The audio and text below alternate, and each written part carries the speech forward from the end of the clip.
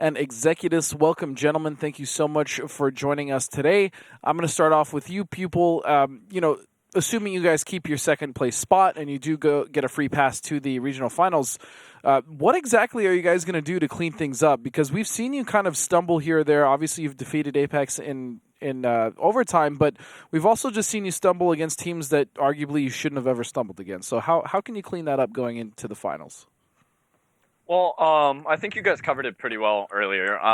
The addition of Ox and Wally has thrown us off, not because it's their fault, but because, and I mean, I've said this many times, consistency in your starting lineup is a must for Gold League. If you want to be towards the top, you have to have a static lineup. Personally, though, I think the biggest problem because of that is positioning. Our positioning can be pretty poor at times, but that's something we'd like to improve on if we were to go to the finals. Okay. All right, so Executus, you guys actually have multiple back-to-back wins now. You guys are starting to get some form. You're doing pretty well in this second round robin, and it's great to see. However, I want to know, at least from your standpoint, what do you attribute that sort of form to?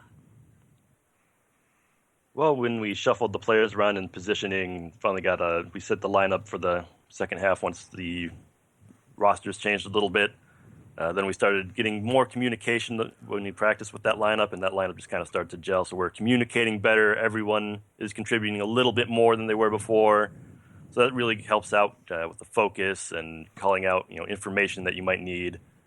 And then we've just kind of kept at it and didn't let the first round get us down and picked it up for the second round. All right. Well, again, it's been fantastic to see Rival in this position, and honestly, I wouldn't even say you guys are too much of an underdog at this point, especially after Eclipse dropped their last game. So, with all that being said, Executus, what do you have to say to Pupil and Eclipse? Nothing. We're going to fight for all the points we can get, so hopefully we can get some more here, because we're not safe by any means. So, good game. All right. And Master Pupil, what do you have to say to Executus and Rival? I've been looking forward to this game. We're getting closer and closer to the finals, so I mean, of course, we need this. We need this win, the 3 points, hopefully, if we want to go to the finals from second place instead of having to go through the playoffs. So I mean, it'd be really nice to win, and I'd be happy to win against this team because they've definitely improved since even last season, and I'm happy to see that. So. All right. Can't wait. Well said. Thank you, gentlemen, for joining us. We'll see you in game. And there you have it. I mean, both teams talking, a little alluding to a starting lineup, but also communication. And that's something that Rival have definitely improved in spades. Yeah, definitely. And the other thing that I was really impressed with overall, looking at the breakdown of the maps between both these teams, they both have pretty deep map pools. There's not really any one map that they haven't played to any sort of length. They've played pretty much all of them. Right. The only one that stands out is Rival have only played Cliff once this season. So a map that a lot of teams actually favor, Rival have actually shied away from. And I'm pretty sure the only time they played it was actually in overtime. And they did get the win the one time they played it. Sure. However, that's kind of an odd choice to be a map that's an insta-ban, because it's pretty much what it has to be at this point. Either that or teams just don't want to play it against them. I'll have to find out. But that's the map that they haven't played a whole lot. It did not make it into the map selection tonight, but just an interesting little tidbit to ponder upon. So I got to say, as we go about a minute out, predictions, who do you think is going to take this? You kind of got to feel that Eclipse are going to want to kind of pick up some form going into the left finals, that they feel that the finals are theirs to lose almost at this point. Apex should probably feel equally the same. However, Rival playing pretty well, so it's going to be a close series, but I think Eclipse will edge it out. I'm also going to agree with you. I would like to see Rival really pick it up and kind of bear the torch and take it to Eclipse, but after the last loss Eclipse did suffer, I can tell you right now that they're going to be coming with quite a bit of fire. And saying all that, let's just get right into it in the first map between Eclipse and Rival. Ghost Town. The first absolutely symmetrical map, made especially for 7 versus 7 games.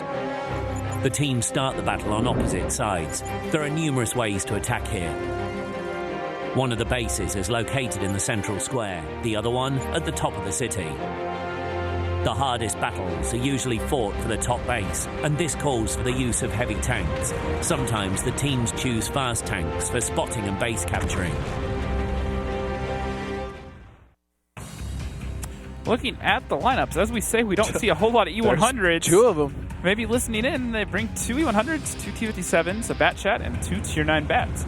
Meanwhile, Rival coming in with 2 IS7s, 3 50Bs, a bat chat, and an RU-251. So eClipse on the offense, bringing the multiple E100s. If you bring E100s on attack, I tend to see them over at C6 and play the corners there, shoot out towards cap, and also just be tanks that can really block up that D6 corridor and try to stop people from getting resets on anything that gets on cap. Essentially just as a wall. And so when you bring a couple of them, it makes it very hard for them to open up that angle. So I expect that's how we'll see them used. Because other than that, I don't really see too many practical uses for an E100 while attacking on this map right now. And Tigers already moving towards that 1 cap. We kind of talked about this in the last series between Deja Vu and CD. Most teams tend to go for early pressure on that 1 cap, and here it is. We're seeing it from eClipse.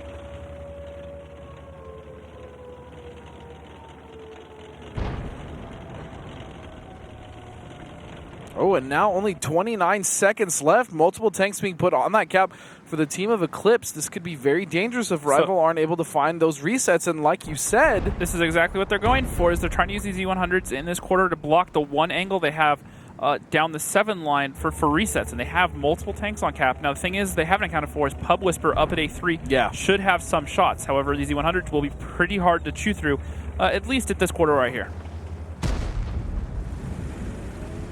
That's a lot of damage staring down that 7 line, James. eClipse really need to try to get Pub Whisper out right now because he's the only one that has easy resets on all these tanks. And they are lit, so he should be able to pop up and over. Oh, 9 seconds left, though. And Pub Whisper! What happened to him? He just got deleted. Overextended a little bit, and Brett in the T57 was actually the one that picked him off. However, the push coming through from Rival and tanks going down.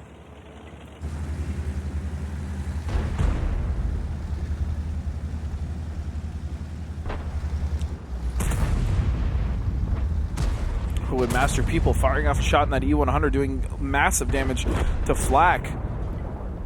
And Tigers has now found Commander J, and this is a very strong play coming out of eClipse in a very strong first round.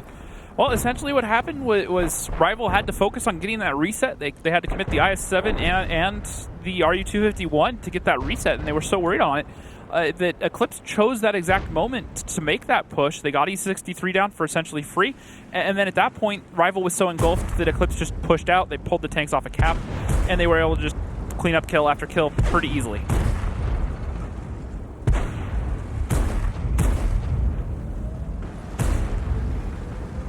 Yeah, that's going to do it. Taking out the tank of Coffee Thief, Brett is just ensuring the victory. It is now just cleanup for eClipse.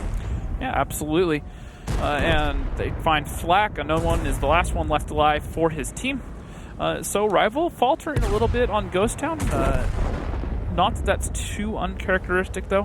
They are 6-11 overall in the map. I mean, it is just the first round, you know? Yep. So we got to give it up, or just give it to Rival. 1 round. I think they'll make something happen here. Yeah, well, you got to remember, that was defense, too, though. So we have to see what they can break out while attacking. I do think that this map does favor the attackers a good bit, just because it's very hard to guard both caps. And no matter which way you set up, you have to do some sort of rotation. So as long as the attackers kind of take the time to feel out the other team, move around a little bit, and as they don't, the biggest thing is a lot of teams fall into this trap where they say, all right, we're just going to go for this 1 cap right off the start, and this is the play we're going to go for. Right. And to play this map effectively, what you really need to do is you need to make sure that you kind of feel out the other team and find different ways to make them move around and figure out what's the easiest one for you to go to and be flexible to either cap. That's really kind of one of the main keys on this map.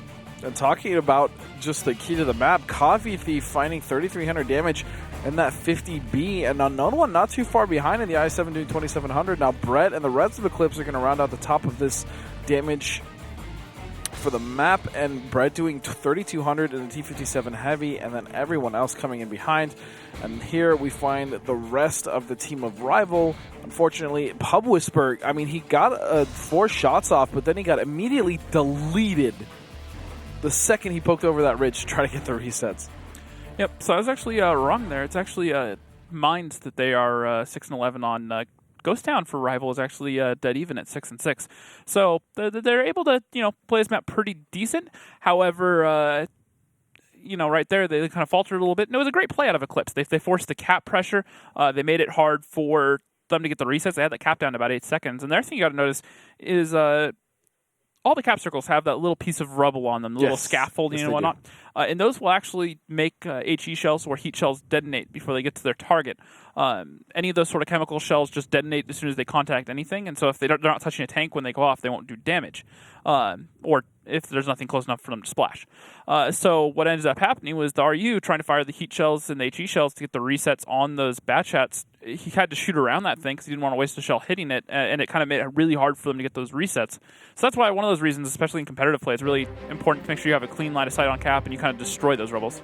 Yeah, and I gotta say, is this eClipse coming in with something to prove, especially after their loss on the last match day, to 07, and it wasn't just a loss. We said it again. 07 picked them apart. Yeah, definitely. And look at the lineups here. Eclipse coming in with 250Bs, 2 113s, an I-7, a T-57, and an RU-251.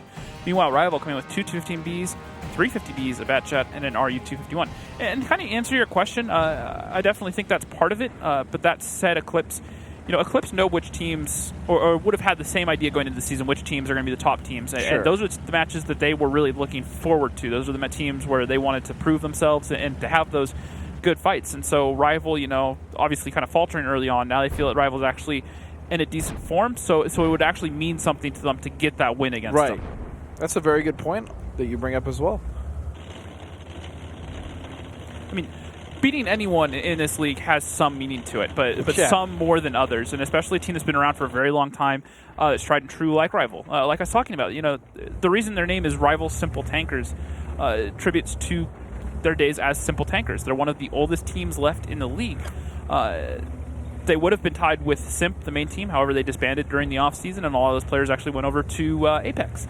But that said, they're now pretty much one of the very few, if only, remaining teams from the first season. Not to be said that a lot of players that played that first season are still around. Sure, but I mean teams, the whole team. Exactly. Yeah. To a certain extent, you could argue Apex have done the same thing. However, that roster has changed so many times. I'm pretty sure the only remaining Season 1... and the team name has even changed multiple times as well. Yeah, and I'm pretty sure the only remaining Season 1 players on that team, back when they were the Cunninghams, are Germ and Comps. I'm trying to think if there's anyone else. What about Dodoma? Dodoma's been around, but he played for a lot of teams before that. He played for Fnatic at one point when they were there. Then he played with, like I said, River Blood, I believe he played with for a short bit. He wasn't on that team for very long, but he was there. And then right after that is when he joined, it was the Cunninghams at that point. And then after that season that he joined, along with a Militant, also from Fnatic, that's right at when the Cunninghams became Noble, and then they were on Noble for the whole time, and now they're still there with Apex. Gotcha.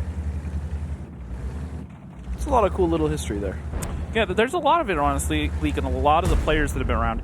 And another thing to note is players like Flack has been around on Rival for a long time. Pub Whisper's been around for a very long time. Zakum, who we haven't seen play, is still here from Weren't season 1. You telling me that Coffee Thief also had been around for a little bit, and they also used to all have the same type of name, where someone be Coffee Thief, someone be something else Thief? That was High Voltage, and a lot of the players... That's right. And the other thing you have to remember is a lot of these players belong to the same clans. That's right, that's right. Okay. High Voltage has a lot of players in the clan called Bulba, and there's a lot of little inside rivalry there and a lot of inside jokes that they get around each other. So we did see for a while there was Duck Thief and Coffee Thief and Tiger Thief and a whole lot of people. And right now, Master Pupil is about to get deleted. Master Pupil is about to get deleted, and there he goes down an IS-7 for free almost. Great push out of Rival, great timing, caught Eclipse with their pants down essentially, and they're about to pick up T1 Diabetic. This is huge for Rival. They are looking in prime position to take this match altogether. Great push or this out round, of Rival. excuse me, yeah. They kind of let things slow down a little bit. They figured out where all the tanks were for Eclipse. And just a great understanding of the map. They pushed into positions at the right time. They got Master Pupil down for free. They caught T1 Diabetic out, and then they got Vetro, who pushed in trying to save his teammates. So overall, just a great push from Rival, and it's going to tie this series up 1-1, you'd have to imagine. Yeah. Unless something horrifically drastic happens. I don't think Wallhacks in a 251 is going to take down all these tanks. Yeah, definitely. And unless he gets, an ammo rack on every single shot, even then, he's gone. Yep. So overall, that ties the series up 1-1. So both attacking victories on Ghost Town. So a little interesting. But there. see, this is nice. Normally, eClipse would be, stomping Rival 2-0 if this was back in the first round robin. Not the case anymore. Rival have really found their stride, and as Executa said, they've cleaned up a lot of it. Communication was a big thing, and just gelling together. Well, and to me, a lot of it felt like confidence, I think, to a certain extent. Yeah. How they made those plays, they said, all right, this is what we're going to do, and we're going to execute it. And it kind of felt like they kind of had a little bit of a disbelief between the team. Like they weren't quite sure. And that happens when you bring new players in. However, this, so far, not the problem. They saw what they wanted to do, and they executed. And they were very solid through. They made all their shots count, and they just deleted tank after tank, and they got the momentum going, and they closed out the round. Yeah, absolutely. And Coffee Thief, Flak, and Unknown One, Commander J, and Executus, the top 5 is all Rival, and that spread isn't even too bad. 3,100 from Coffee Thief, and then Flak following right behind him at 24. So really, really solid stuff coming out of both teams here. And then even Unknown One and Commander J at 23 and 1,800. And that's actually where we find the rest of the Team Eclipse on the second page is kind of not characteristic, you could say. Actually, after the first round robin, but now in the second round robin, we've seen them stumble and get against those 7. Eclipse was almost always at the second half or on the second page of damage. Yeah. And the thing you have to look at is a lot of that, especially the low damage numbers out of Eclipse, comes from the game was pretty slow beforehand. Rival kind of, they made a few trades, but overall they were just kind of trying to figure out where Eclipse were set up. Correct. And then once that push came, there wasn't really much of a chance for some of those tanks to return fire. A Master Pupil got caught looking the wrong way, had no idea that those 50Bs were going to push behind them, and so he didn't have time to get out of the way. He fired one shot off and got destroyed by 3 50Bs. Not a whole lot you can do there. Same with T1 Diabetic. Even with T1 Diabetic being in the T57, as soon as those 50Bs finished off Master Pupil in that IS-7, they just turned and shot him. And then they still had shots after that over to Vetro, who pushed across trying to save T1. Yeah, correct. Well, let's get right into it with the next map between Eclipse and Rival.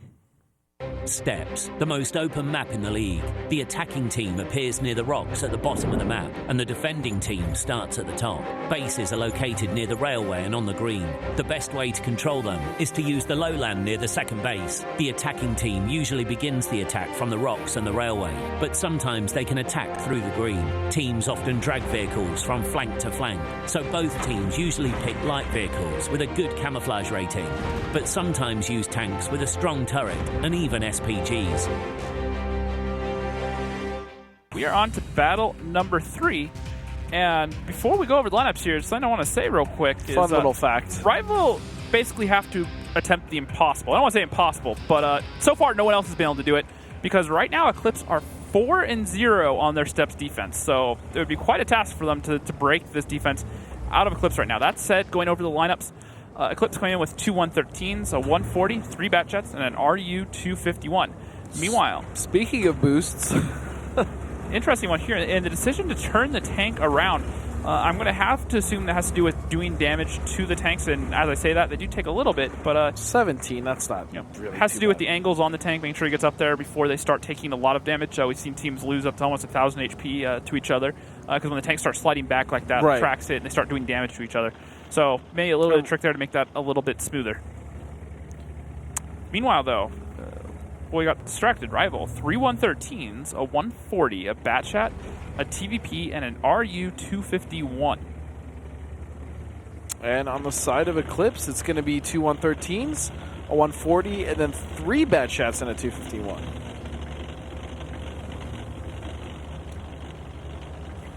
So they have Brett up there in that 140. I much prefer a consistent fire tank up there at A0 over the Batchats, which we've seen a lot out of these teams. That said, I definitely like the 140 pick in itself over the 30B that we've been seeing a lot out of M60s. Not a big fan of that thing. I don't want to say I'm not a fan of the tank. I love the tank itself. However, just in these sort of situations that they're in, We're and talking just about the tank in general. the MX-30? The MX-30B. Okay. The Tier 10. It's a great tank, especially for pub matches. Hits hard, very accurate, very mobile tank. But the problem is Well, there's another tank they bring that you don't really like either, and that's the 430. fair enough. And once again, if they make it work, great. However, it has faltered a little bit for M60, so it's Sure. not a perfect record. That said, for organized play, the thing is, the 30B, its DPM isn't competitive with the other Tier 10s. It sits around, I want to say it's 2,700 DPM, and that's base without rammer and vents and brothers in arms calculated in. That said, the 140 is going to be a higher rate of fire.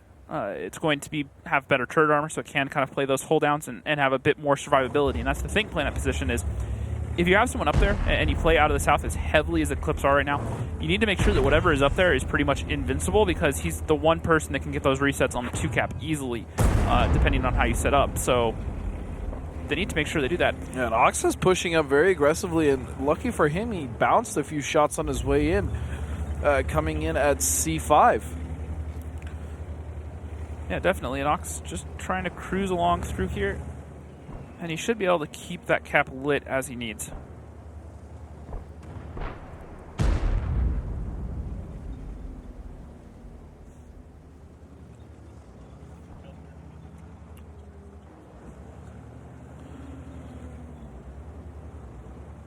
So both teams are kind of posturing, and Rival are actually stacking up in the north. And something to go over real quick. I've said it before, to have control of this cap and be able to light it easily, you have to have control of the south, and that's exactly what eClipse have done. They have tanks down here to where they have clean shots over this whole ridge right here, and so Ox can sit here pretty much unopposed in this little cubby right here, and as I say that, they start the push.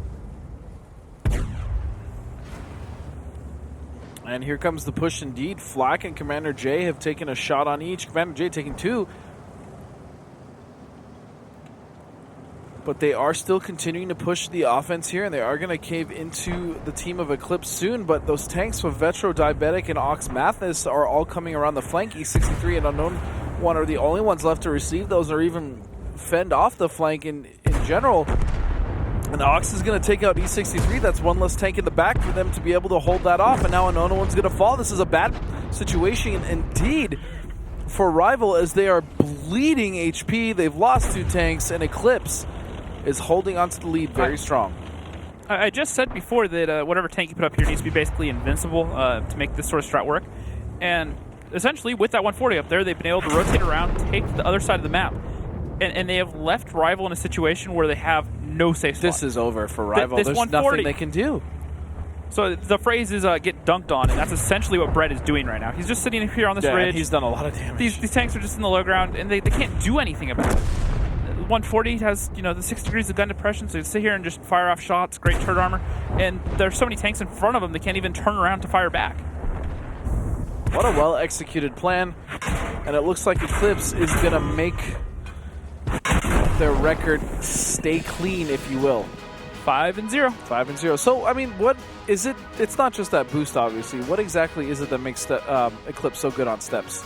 It's the flexibility overall. They have multiple strats that they can run. They've had a very stagnant defense where they just kind of hold true, and then they can change it up, and they do stuff like this. And just every little thing about that strat was thought out and calculated. Sure. They had that 140 up there, and they said, all right, well, if we run this and we play aggressive in the south with the rest of our guns, whatever comes here needs to make sure it stays alive, and it can work that position very well. So that 140 up there guarantees that to an extent. Now, if he misplays it a little bit, then yeah, it could become a little tricky. However, he was up there, he was very solid, he didn't overextend, and he kept all his HP, and it would have played out. He would have been able to do stuff either way. And look at it, Brett, just 4,700 damage over 23 shots fired. So it was just, the other phrase is easy mode. Essentially, that's what it was. It was raining just sit down there, death from sit there above. and click. And, and looking at it, to go over what eClipse did there that just works so well is, what they did is they took control of the south with those bat chats with the rest of their tanks. They had the 140 and the 113 still in the north, but they had everything else in the south, and they cleared it. They took control of the south, and then they moved their 113s over into that pocket, like I pointed out. So now all of a sudden the bat chats can cover those 113s. And anywhere that Rival could have gone, whether it's over towards the west. They would have had to deal with the bat chats, and as Rival did, they pushed across into the north and into the east. To get at those 113s, they have to expose the back of their tanks to Brett in that 140, and he just sits there and just click. That's the last thing you want to do. Click. You know, like I said, for Brett at that point, that round was essentially easy mode. Once he got up there on that boost, and then the way this team set up, it would have taken a huge misplay out of him and him being caught out to not make that work. Bringing the only real option for Rival to counter that is to just bring artillery, essentially, at that point. That's the only way you can get a tank out of there consistently, is just to pulverize them out of there and really focus on it. But even that in itself is pretty hard to do. Well, and you said it yourself, anytime you want to take control of the one cap, you got to make sure that you have to make sure that you control the south. And as you were saying that's literally what eClipse did. They controlled the south. Now, to a certain extent, they did it a little differently than I applied, but they definitely used the same concept. They took control of that middle ridge while controlling the south, and at that point, it took away the cap, the one cap, and it took away the two cap because they had that 140. So, just overall, great positioning, great rotation out of eClipse. That there are a few weaknesses that these teams could find to it if they studied enough. However, the thing is, like I pointed out, eClipse constantly changing things up, and they don't allow themselves to get hard countered like that. That said, going over the lineups into battle number 4, 2 113s, a 140, 3 bat shots, and an RU-251. Meanwhile, Rival, an E5, a 140, 3 bat shots, a TVP, and an RU-251. So how many have eClipse won on offense here? So Eclipse's rate on attack on steps is 2-2, so 50%. So not as attack. good as 5-0. No, not at all. However, 2-2 is still pretty respectable, especially because steps is pretty heavily defensively sided. That is true. I mean, many of the maps, honestly, in the Gold League are, but steps, and I would want to say like either Ruinberg or even Murrow are some of the hardest ones to penetrate.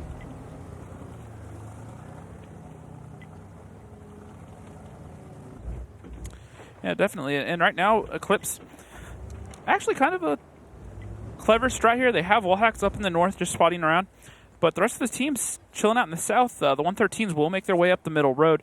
However, the Batshots are just laying in ambush here in the south, and it looks like they're actually just going to leave Brett and rotate the rest out up the 2-3 line now that wall hacks has cleared it, and they will try to make some sort of play towards that 1 line.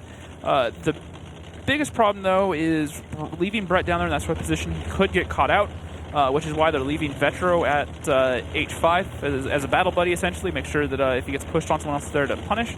And then when they have these 113s in the middle road, Ox can very easily just drive south and get down that 6th line, and it'll be a third gun in that fight. And the Batshots are quick enough that they could be down there if a full brawl broke out. However, the problem is that at that point, it's that first 30 seconds that can often determine those brawls. So if Rival commit most of their tanks down there, it's going to be 3 versus whatever Rival send down. And if Rival send an overwhelming force, they'll lose Brett for sure. Vetro, if he misplays it and doesn't run soon enough, and Ox, to get out of there, would have to assume pretty early that was going to be a loss and turn around and run. Otherwise, he would get caught out. And if he would have to make the read. He would have to make the read. He'd say, "This isn't a situation. Sorry, Brett, you're gone," and just take off. Yeah. And sometimes you have to make those calls. You have a buddy left alive in one position, tough. and you want to stay there. But you have to go, all right, for the good of the team to make this work. It's like driving away in the sunset as you know that you'll never see your friend again. Exactly. Sometimes you just got to give up on them.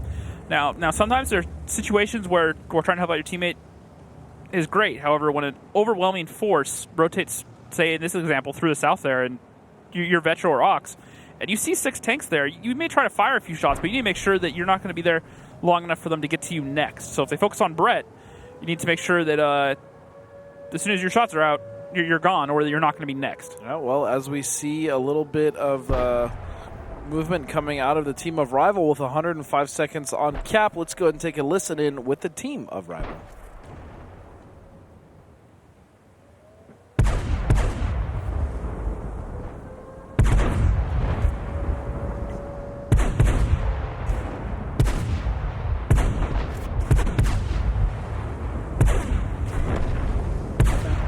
They're off cap, Cap, guys, track, Everyone track. disengage, E6. Wally track, all the way open. Okay, Commander, stay low, stay alive. Yep. Really good work, guys. Let's just keep this position as we did in last. Yep. We don't want to be in A7. We got Exact up there creating that Stay crossfire. together and keep your position, stay alive, we will win. You guys want me to just... Once we establish a bit of lighting south, I think. Yeah, if you guys do that, I'll head back up north. I'll maintain loops down here. I'm just exactly. You spotting A6? I'm about to get in a position for it. Yeah. Okay. At this point, we just have to see them coming in. I'll hang out That's it. middle-ish. Yeah, just let's see they're coming in. Yeah, I mean we're up a tank, so. Do you might think try we to can cap help again. Pop get in here? I bet I would have killed him with a 1-2-1. No, don't we think don't, we we want don't to. need to go that far. to. We don't need to do Okay, that. okay. One defense. Just okay. The back on cap. Let's start that blind fire again. They still have A3.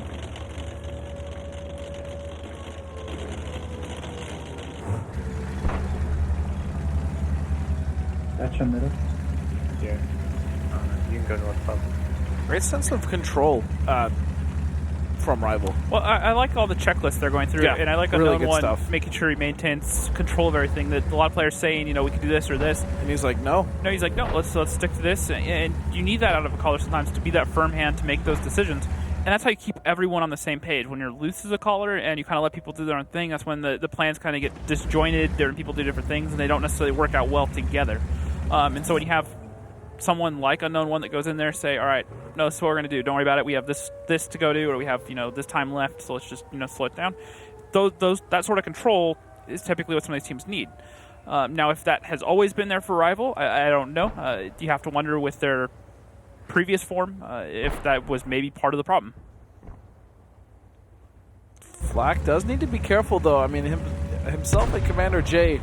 Commander J is one shot away from being taken out of the fight, but Flack, with 2 shots only left to give, that could swing things back in way of eClipse. Now, Wallhax is almost gone. He is the one being put on cap pressure.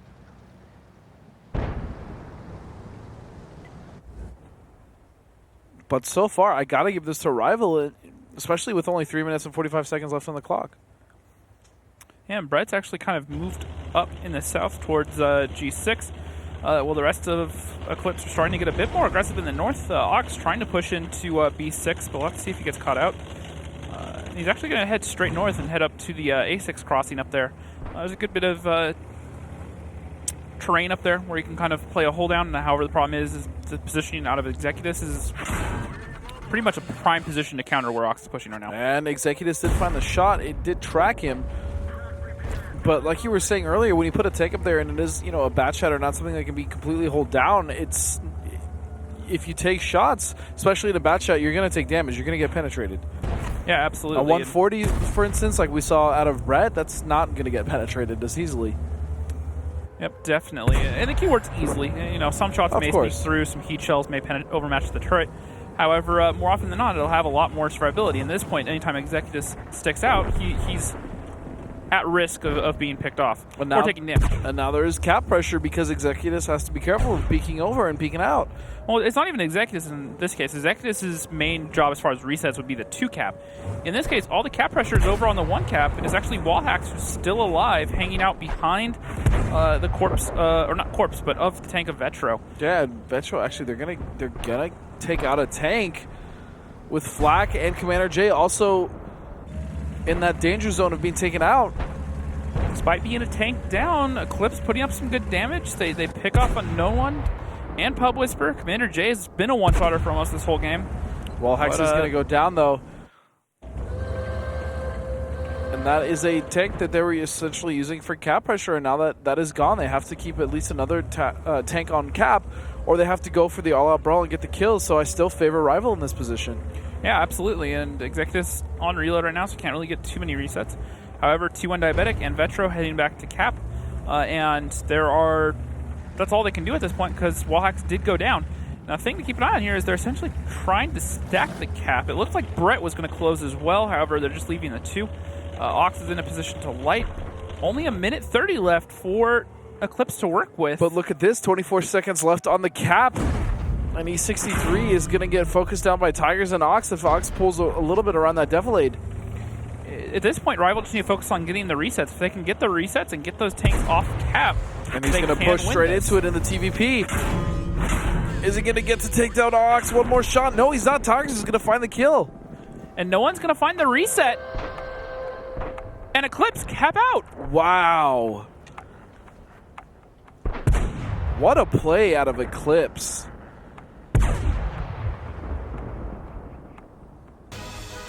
Honestly, what a play. I still had favored Rival there. Yeah, definitely. And a good opening play out of Rival. I've said before, stagnant defenses for too long can be a detriment. Right. They kind of exploded a little bit early on. They got that pick onto Master Pupil, and then they pulled back, got into their defensive positions, and they just tried to hold on from that point. However, eClipse did a great job positioning on all sides. They had Brett lurking in the south. They moved Ox into that A6, B6 area, where he could kind of play that hold down, and he kept those tanks lit. The biggest problem a lot of times is tanks will pop over in that area, and they won't be lit till after they fire, and the rest of the guns then can return fire. When you have a tank there that's within 100 meters essentially, he'll light anything that even just pokes over the top of that ridge. And at that point, it makes it easy for him for the rest of the team to return fire and really punish those tanks for peeking. Man, it was going to be Executus on that boost doing 1,900 damage, but that was the most for the team of Rival. And then you see Tigers and Ox, as well as Vetro and Brett, just pumping out damage themselves. But it was mainly Tigers and Ox doing 3,200 and 3,100 damage respectively. So eClipse doing a really good job of coming back into that game, even though, in my opinion, they were actually down with time working against them, and they didn't even have cap pressure at that point. Yeah, definitely. And overall, I like the game plan out of Rival. I would have liked to see a little bit more control. They gave up a lot of tanks, I feel, for not enough. Commander J was down to a one-shotter. The other bat chat got pretty low early on. And they had to really drop back and try to stop poking those ridges. But the problem is when they didn't, the cap pressure kept building up, and they kept having to overexpose at that point. So there was no solid game plan to get the resets. And the tank choices that they went with to play that sort of style, I feel, just didn't really fit. Now, the Batchats do provide a lot of flexibility along with the TVP. However, when you're playing these ridge poking games, and it's going to be that same sort of trade style for a long period of time, I would much rather see STBs and 140s or even T62s to an extent over the Batchats, just because for those ridge games, for long periods of time, that makes sense. It's not beneficial. Now, if you're going to be there for a little bit and then flex out and try to group up the Batchats and start some brawls or some flexes, then the Batchats kind of make sense. But especially at a Rival, playing that very stagnant defense, bringing some tanks that have a bit better survivability, especially in those positions, might have been the smarter choice.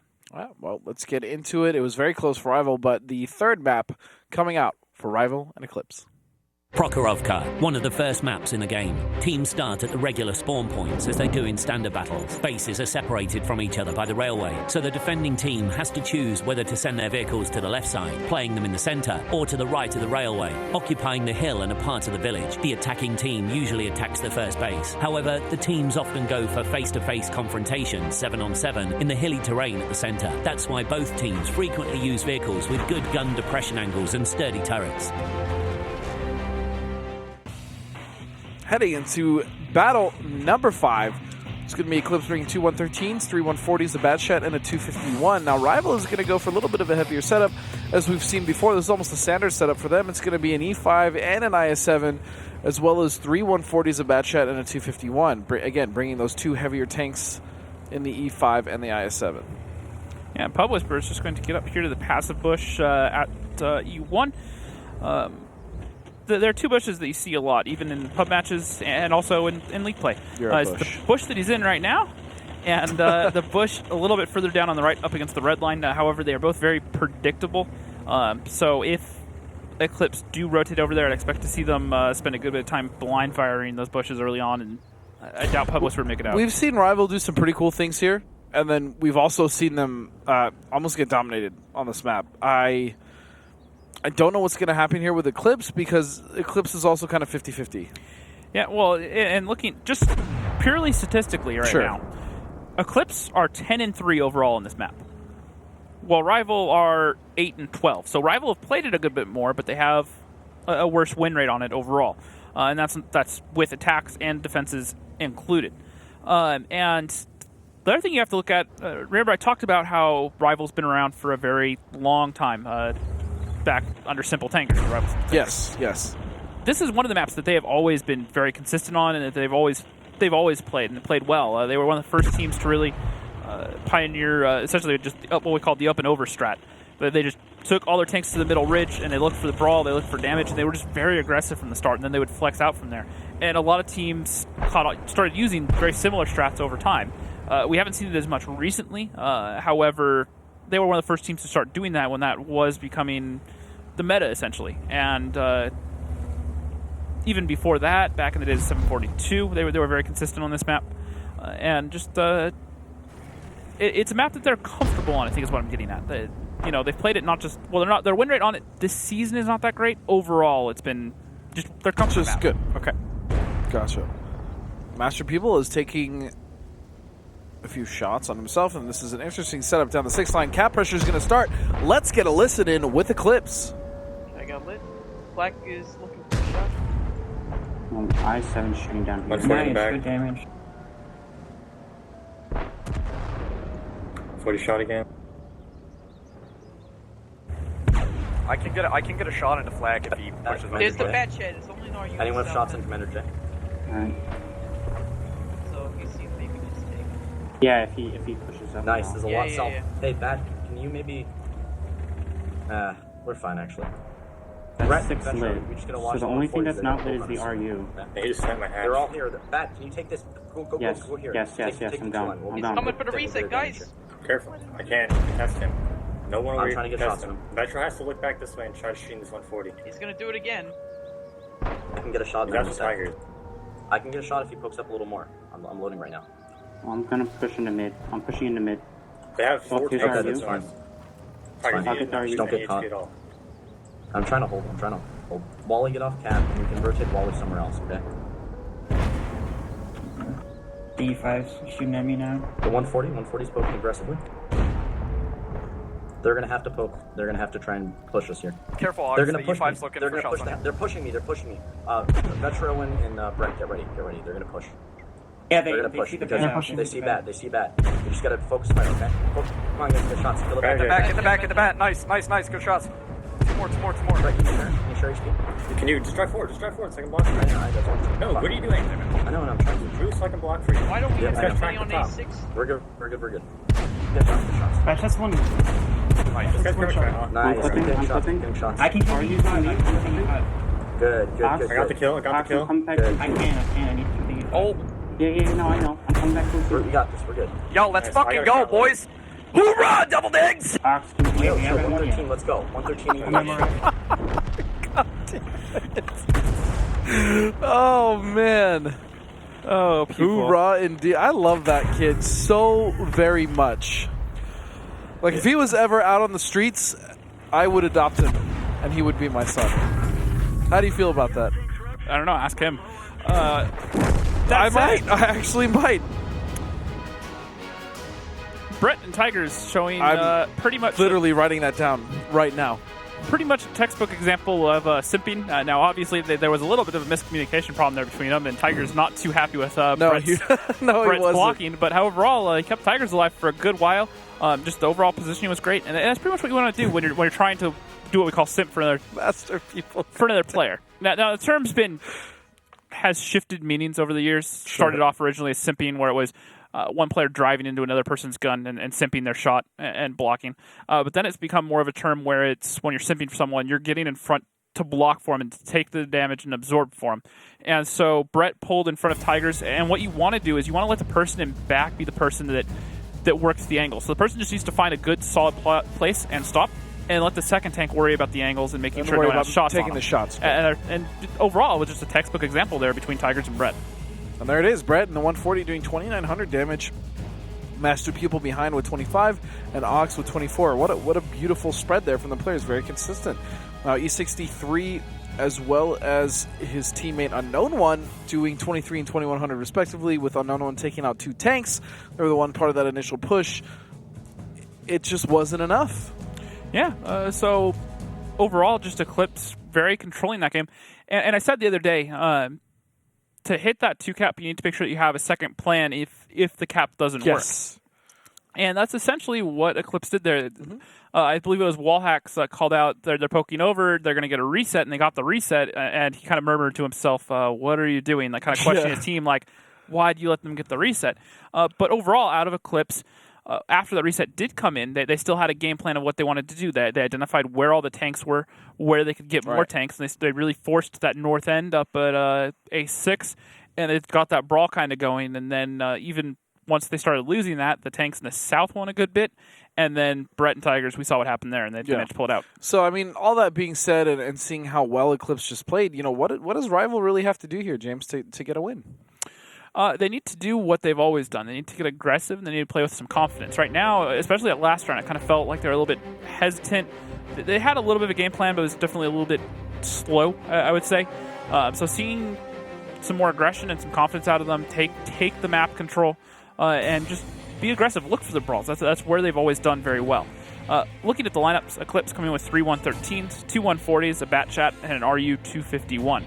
Meanwhile, Rival coming in with an STB, 3 140s, 2 Bat Chats, and an RU 251.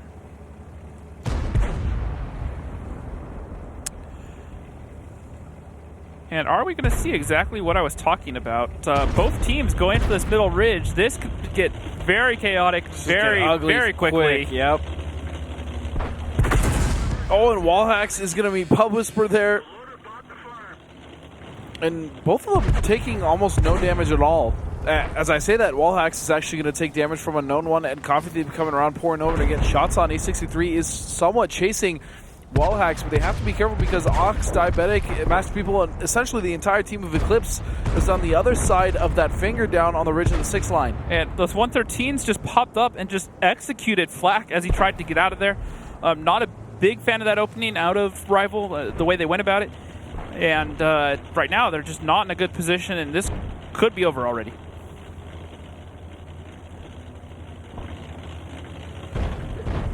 So much. Now, just to clarify what I was saying beforehand is I have no problem with Rival going for a very aggressive opening like that, but they shied away from the brawl. They said, all right, their game plan was if we see them, we're going to cross the train tracks. And when they went open over the train tracks, Eclipse was just set up for free damage. Those 113s took out Flak with a solid volley, and before that, some other tanks took a lot of damage. And not a big fan of that opening play. However, they are in a decent salvageable position at this point, but they're down 2,000 HP from that initial cross.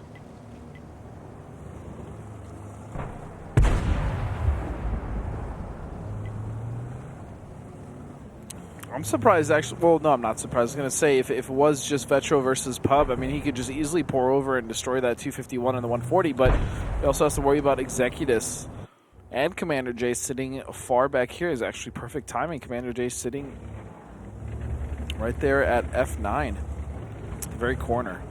The other thing to look at is Pub Whisper actually has his ammo rack damage right now. So the only, with his HP, as far as I can tell, the only damage he took to that ammo rack was the HE shell from Wallhacks early on. He just didn't have his repair kit to heal it up. Oh, and here comes Vetro with the help of Fox Mathis. They're going to pour over, take out Pub Whisper, as well as Executus, and now this is cleanup time for Eclipse as we went 5-1. I honestly thought that Rival was going to put up more of a fight, and to be fair, some of the rounds were very close, especially when Rival was on defense on steps. Eclipse kind of pulled that one out of their back pocket, but overall, Rival probably playing better here than they would have in the first round robin against Eclipse, but I actually expected more from Rival here.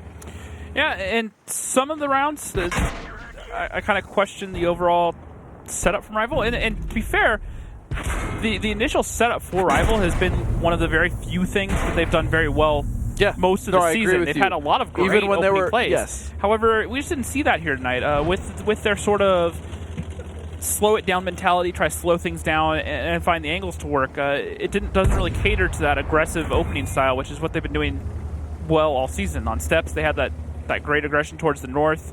Proc, we've seen a lot of aggressive mid plays. This one I wasn't a big fan of just because the cross there. It was pretty much if we spot them here, then we'll take this and dump over. And the problem was it essentially cost them a tank and a half to do that. So what this is actually going to do is going to make things very interesting in this. Oh, nice. Oh, T1 Diabetic. So essentially what this is going to do, James, is think about it. Rival is sitting at, 18 points right now? Yeah. They're sitting at 18 points. they're not going to get any points from tonight. CD also didn't get any points from tonight, and High arguably going up against M60s, you got to give that one in favor to M60s. So if High doesn't get any points tonight, with this loss to Eclipse without getting any points either, if we see any one of those two teams pick it up, Rival is not safe at all. Nope, not at all. So like I said, they're looking good right now, along with 07. However, they're not mathematically safe at this point. Right. And the other thing to keep an eye on is this win should have been enough to secure Eclipse. Their offline pass. However, the thing is we have to keep an eye on is the Rival score, or not Rival, the M60 score. So as soon as we get that, we will let you guys know. I haven't heard any updates on that, but M60 score. What do you mean?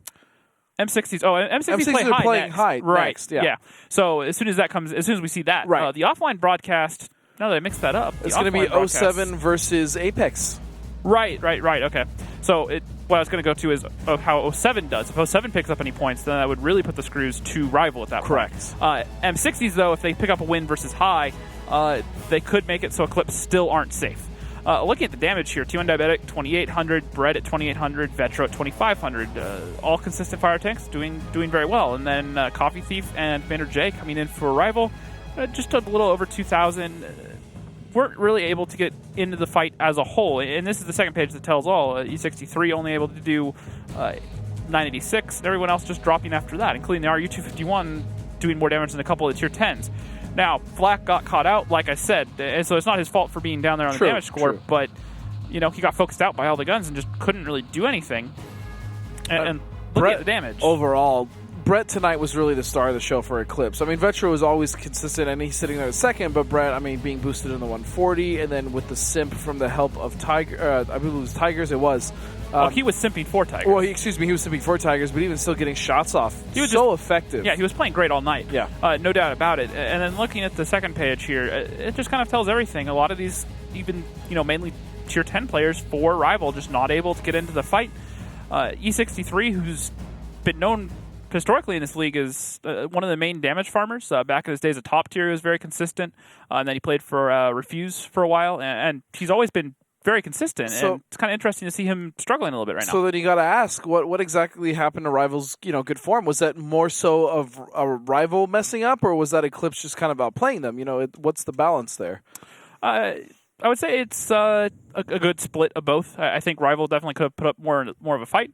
However, what we saw out of Eclipse tonight was very strong. It wasn't anything mind-blowing. It was very similar to Deja Vu. It wasn't anything completely crazy. It's just what they were good at. But they ran very basic strats just very well. They executed them great, and they did a good job. All right, well, Master Pupil is going to be joining us. Let's bring him right on in.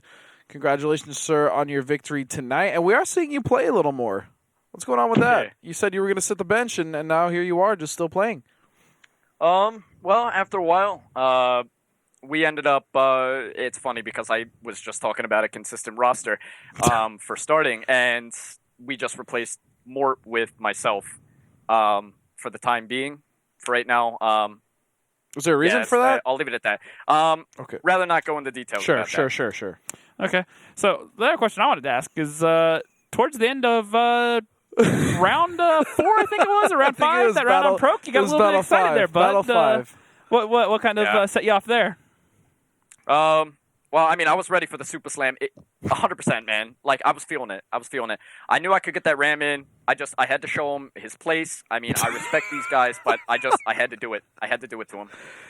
So, is this the step that you guys feel you need to clean things up? Because even during comms we heard, obviously we didn't see you guys talking, but we heard a little bit of discussion and almost disagreement. I think it was coming out of Wally, was it? Yeah, a little bit from Wallhacks, a little bit from Brett and Tigers trying to work together. Tigers didn't seem too happy with Brett's simping job there at one point, but... Yeah, so is communication still something you guys are actively working on?